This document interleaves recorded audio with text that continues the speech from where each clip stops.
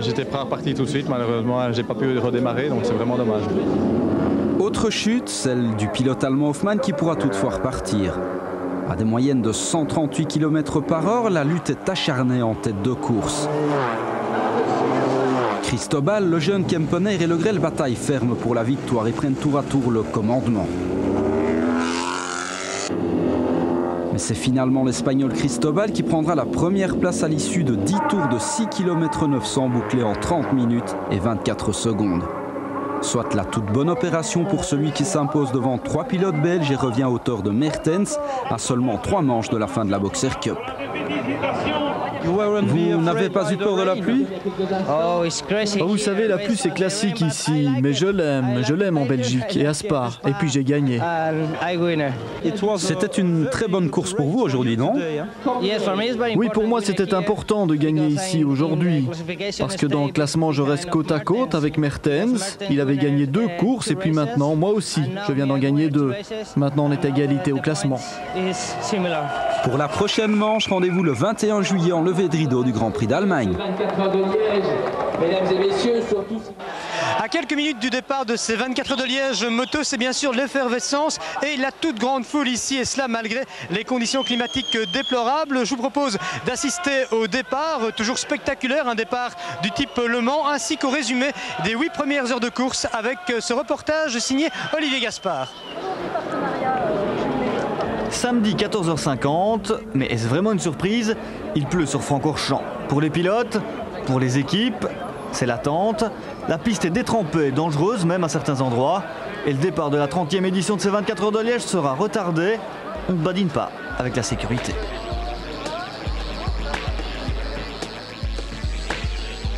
C'était impossible de donner le départ, il y a trop d'eau sur la piste, il y a des coulées de terre d'ailleurs à certains moments. Je ne sais pas ce que la direction de course va décider de faire, mais ça me semble en tout cas délicat pour l'instant. 45 minutes plus tard, les cieux se montrent enfin plus cléments. Le départ peut être donné et au hauteur de la pôle, la Suzuki GSX-R 1000, pilotée par Stéphane Mertens, se montre aussi la plus rapide en ce début d'épreuve et emmène dans son sillage le reste de la meute.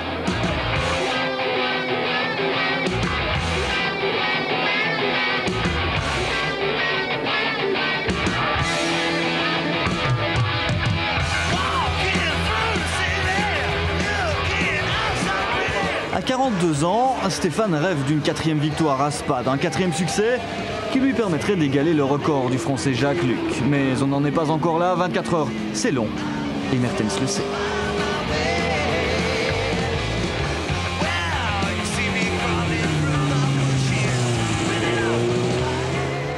En fait, en ce début de course, l'écart entre la numéro 2 du Zhongchen Team et ses poursuivants est minime. La Suzuki numéro 11 et la Yamaha numéro 12 ne sont pas loin. La course s'annonce passionnante, d'autant que profitant des premiers ravitaillements des Superbikes et des Superproductions, c'est une Stock Sport qui va mener la danse pendant quelques tours. Sébastien Le Grel est déchaîné sous la pluie, le Namurois et sa Honda numéro 35 impressionnent. 1h15 de course, c'est la tête, vous allez prendre le guidon. Tout se passe pour le mieux, on ne peut pas rêver meilleur départ pour vous. Oui, non, c'est tout bon. Je suis content, Sébastien tient bien le rythme. J'espère que la moto va bien, parce que moi j'ai pas fait le warm-up. Mais je crois Sébastien, quand lui il a bien réglé, ça doit aller. Bref, des conditions pluie qui vous convient bien à tous les deux, vous aimez la pluie? Moi j'aime pas vraiment, mais je roule bien dans la pluie aussi, c'est ça. Mais c'est pas mon favori, le temps. Donc ça va aller? Ça va aller, ok. La pluie, elle sera omniprésente pendant les premières heures de course. Elle permettra en tout cas aux meilleurs de s'exprimer, de faire la différence. C'est ça aussi finalement l'endurance, s'adapter aux conditions pour tirer son épingle du jeu.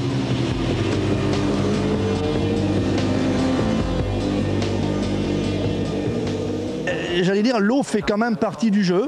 Il faut savoir la gérer, savoir conduire, piloter avec beaucoup de sagesse. C'est valable pour nous, c'est valable pour tout le monde. Et puis, je croise un petit peu les doigts. Après 2 heures de course, neutralisation où il y a de l'huile sur la piste, le Pescar rentre en action pendant près d'1h30.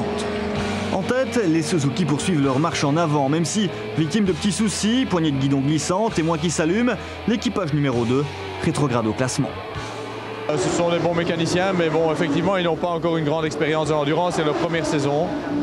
et ils découvrent effectivement la loi de l'endurance. Effectivement, il faut que ça soit parfait aussi dans les stands, au niveau technique. Si ça va vite sur la piste, il faut que ça aille vite aussi dans les stands. Résultat, Mertens, Nolan Bonwil rétrograde en 6e position. En tête, après 8 heures de course, on retrouve la machine numéro 11 du CERT. Après ses victoires à Borno et à Brands Hatch, l'équipage Lavieille, Morrison et Briand veut aussi briller à Spa. En 4e position, la Yamaha de Misera, Sebilo et Lagrive emmène la catégorie des Superbikes.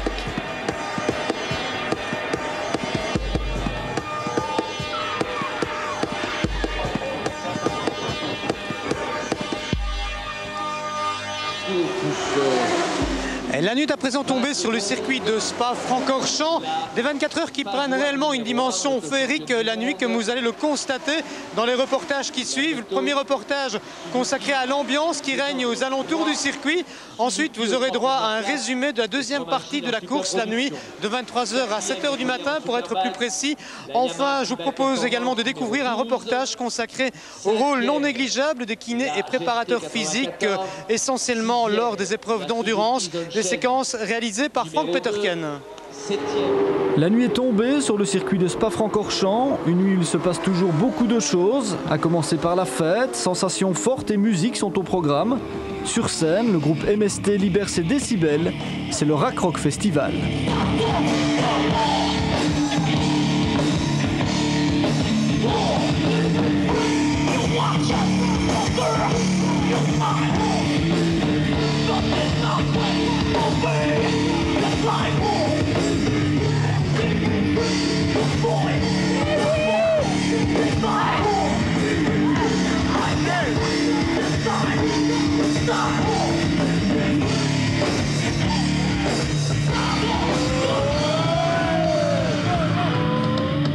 Chacun y trouvera son compte, les relais ravitaillement sont nombreux, tout est en place pour entretenir la mécanique. Du côté des stands, c'est aussi l'effervescence. Ici, la nuit ressemble au jour. Les ravitaillements sont d'un autre genre. On n'a pas le temps de faire la différence.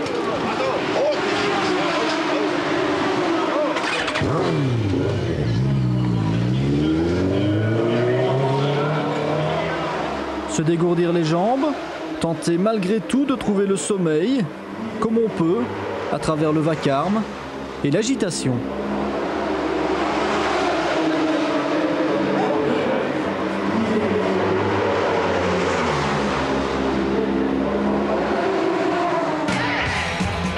Les relais s'enchaînent, la fatigue est présente, dès lors, chaque geste doit être posé avec précision.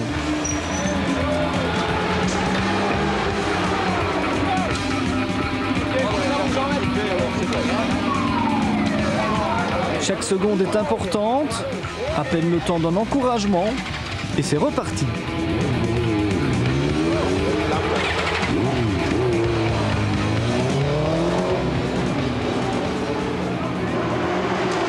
Les premières douleurs font leur apparition. Il est essentiel de prendre soin de la mécanique humaine, comme ici, avec Laurent Briand, dont la Suzuki numéro 11 fait la course en tête.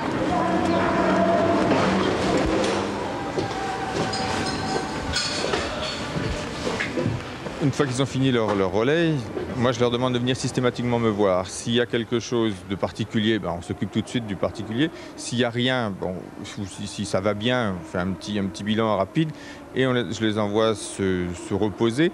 Avant de se reposer, je leur demande toujours de manger un petit peu, un minimum. Et après, ils vont se reposer. Le repos se passe dans leur chambre le plus possible, au calme. Et en temps ordinaire, on essaie d'éviter qu'ils dorment quand même. Mais par contre, il faut qu'ils se reposent au calme, surtout sur la course de 24 heures. La course de 24 heures, c'est dur, c'est long. Là, on sort de 3 courses de 6 heures, ça paraît vraiment être des vacances à côté, quoi. Alors généralement, dans une course comme celle-ci, quelles sont les parties de l'organisme qui souffrent le plus? Sur une course de 24 heures, c'est surtout le cou, les épaules, les poignets, les genoux. mais quand même surtout le coup, avec les turbulences dues au vent dans le casque, c'est vraiment ça qui souffre le plus. Ça dépend aussi de la morphologie des pilotes, il y en a qui sont très grands, il y en a qui sont très petits, ils ne souffrent pas toujours de la même chose, mais enfin on peut dire que tous les ostéos, tous les kinés s'occupent systématiquement des cervicales, du haut du dos, c'est surtout ça.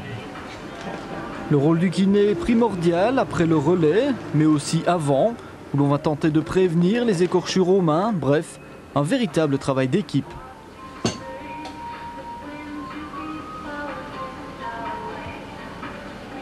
Bon, de mon côté, je fais le travail que de leur côté, les mécanos font sur la moto. Hein, on peut très bien prendre une moto, la sortir de caisse et puis rouler. On n'aura pas les mêmes performances. On peut très bien amener un pilote et puis on le met sur la moto. S'il est bon, il se débrouillera. Hein, il ira jusqu'au bout, mais il ira sans doute pas. Il jouera certainement pas les premiers rôles. Comme une moto qui n'est pas bien préparée ne jouera pas les premiers rôles non plus. Là, c'est un petit peu la même chose. Côté course, la pluie a disparu durant la nuit, la piste est devenue sèche, les vitesses atteintes deviennent vertigineuses.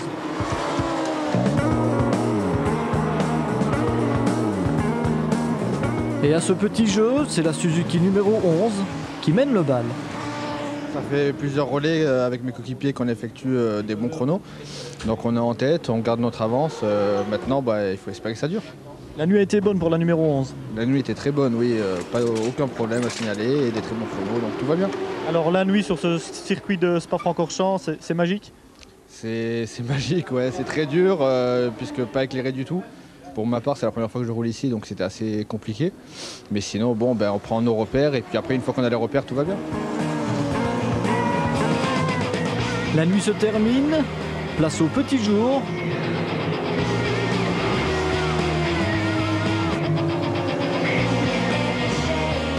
« 6 h du matin, les drapeaux s'agitent, la Pescar entre en action, le team Zonsheng est à la dérive, la numéro 3 de Bennett a chuté. Quant à Stéphane Mertens, il a rejoint son stand en scooter, c'est l'abandon suite à un pépin mécanique. Il y a eu un arrachement du porte-couronne, enfin tout le moyeu arrière a été arraché et donc il était impossible de ramener la moto malheureusement.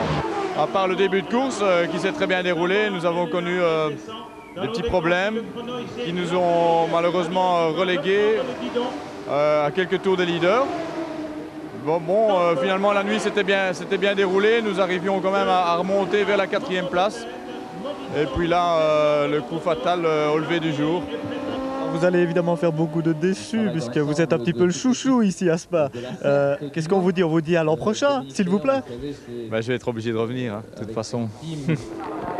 Outre l'abandon de la numéro 2 de Stéphane Mertens, la nuit aura été riche en enseignements. Après 16 heures de course, la Suzuki numéro 11 de la vieille Morrison et Briand confirme son leadership, alors que la 94 de Guyot a ravi la 2e place au team numéro 1, emmenée par Linden. Enfin, l'équipe 100% belge Jadoul Ballon-Kempeners pointe désormais à la 7e place.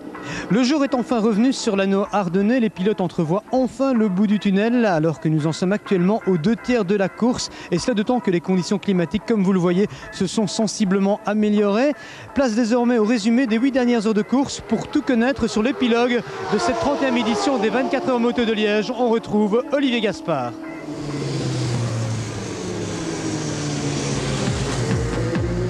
Les kilomètres s'enchaînent, les tours défilent, les relais succèdent aux relais et ils sont encore 47 en piste pour entamer les 8 dernières heures de course. Certains ont connu quelques petits soucis techniques, d'autres se sont fait quelques grosses chaleurs, mais l'important c'est qu'ils soient encore là pour entamer la dernière ligne droite.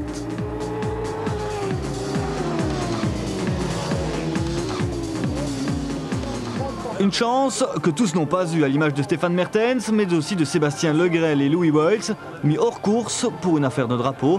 Dommage, ils étaient 6e.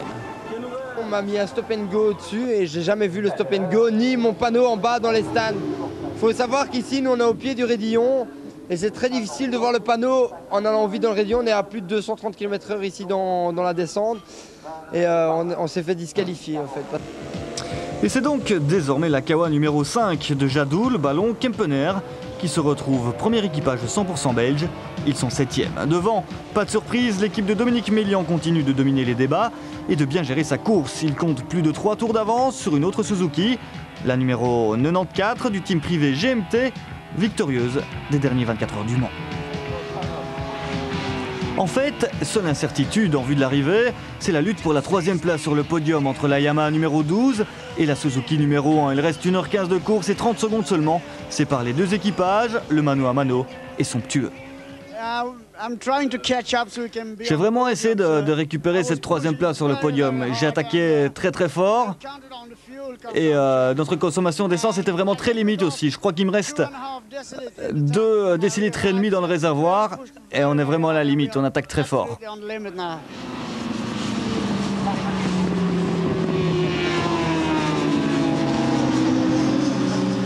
Ce qu'on espère, c'est que nos plaquettes de frein tiendront jusqu'au bout, ce qui n'est pas encore acquis, parce que si on allait changer, là, effectivement, on perd le podium. Mais je pense qu'elles vont tenir jusqu'au bout. Pour la Superbike du Wim Motors Racing, de Laurent Navot, Albert Hartz et Heinz Platassis, inutile de prendre des risques. Un seul objectif, conserver leur 5e place, terminer 2e dans leur catégorie derrière la Yamaha et engranger de précieux points dans l'optique d'un championnat du monde qu'ils dominent. Il vaut mieux prendre 40 points que rien du tout. Pour nous, c'est bien. Il faut essayer de jouer le championnat et de jouer ce titre de champion du monde. Oui. En fait, la dernière heure de course sera peu fertile en rebondissements. Ils seront 38 à terminer cette 30e édition des 24 heures de Liège.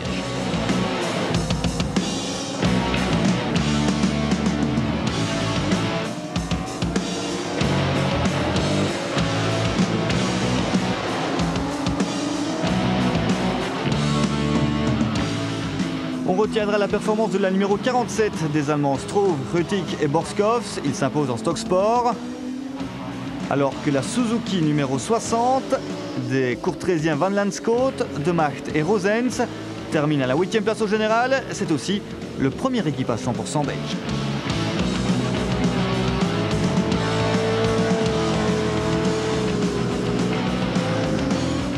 Bonne opération également pour Laurent Navot et les siens, 5e au classement général, 2e en catégorie Superbike. Il caracole plus que jamais en tête du classement du championnat du monde. La victoire en Superbike revient donc logiquement à Misera Sebilo Lagrive. La moto du team Freebike Performance sortira même vainqueur de son duel avec la numéro 1 et termine sur la 3e marche du podium de ces 24 heures.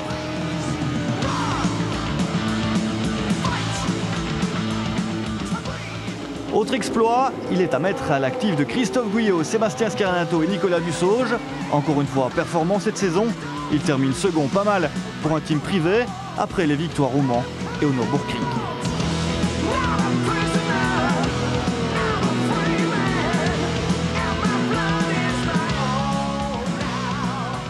C'est vraiment un rêve qui est en train de devenir réalité. On démontre course après course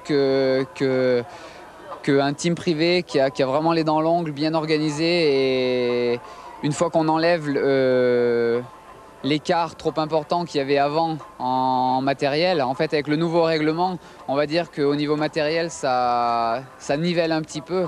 Et là on est en train de démontrer qu'un team privé qui a vraiment envie, il peut y arriver. Quant à la victoire, elle revient une nouvelle fois aux hommes de Dominique Mélian. Une équipe bien rodée, des pilotes de tout premier plan et une organisation sans faille. La numéro 11 s'impose logiquement et inscrit son nom au palmarès de la 30e édition des 24 heures de Liège, démontrant une fois de plus la suprématie des superproductions. Spa, c'est difficile, il y avait des conditions de pluie, il y avait du sec aussi. C'était très dur pendant la nuit. En fait, le team a fait un excellent travail et la machine n'a connu aucun problème. Et donc c'est extraordinaire, je ne peux pas le croire.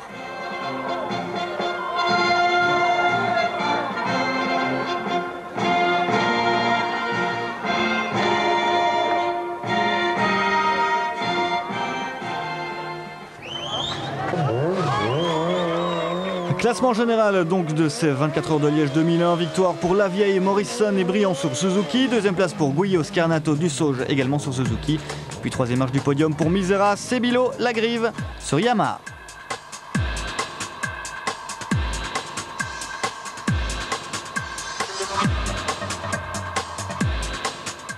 Voilà, c'est à présent terminé pour cette émission spéciale. Vous savez désormais tout ou presque sur cette 30e édition des 24 heures de Liège Moto. Prochain rendez-vous mardi prochain avec au programme du VTT et la présentation du championnat de Belgique, du basketball également avec un stage de jeunes en Espagne et puis pour les amateurs de sport extrême et de sensations fortes de la chute libre, un reportage à ne pas manquer. Merci de votre fidélité, au revoir et à bientôt.